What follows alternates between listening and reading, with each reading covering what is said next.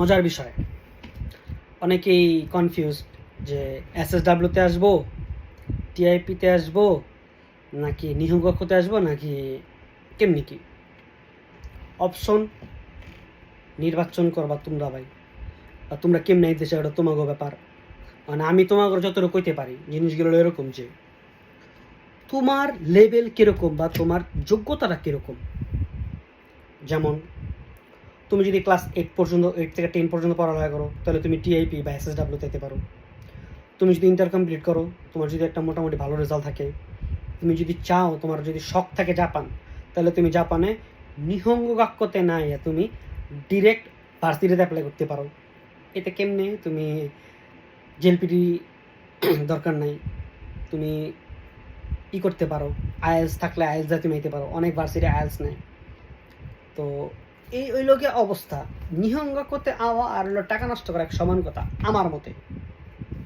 কার মতে কি আমি জানি না ভাই, আমার মতে।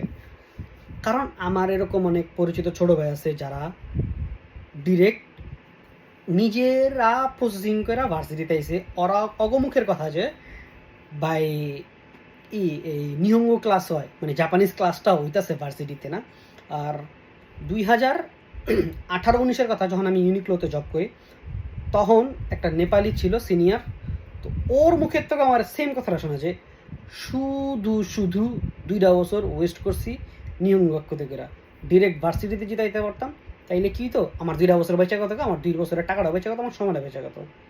ভার্সিটিতে জাপানিজ ক্লাস হয়, এক্সট্রাভাবে জাপানিজ ক্লাস করায়। তো আমার কথা ভাই, যদি তুমি তোমার পড়াশোনার হিসাবে বা তোমার মেন্টালিটি হিসাবে, তোমার যোগ্যতা হিসাবে তুমি বাছাই করতে পারো। তুমি জাপান আইলা ভার্সিটিতেও যদি তুমি জাপান আও, তোমার লস নেবে।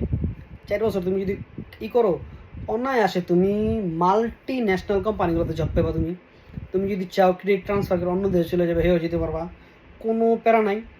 জাস্ট খালি কি তোমার আবার আগে একটু ভালো মতন একটু গবেষণা করে দেবো নিজের মতন করে যে কেমনি কি আসে এই বিষয়।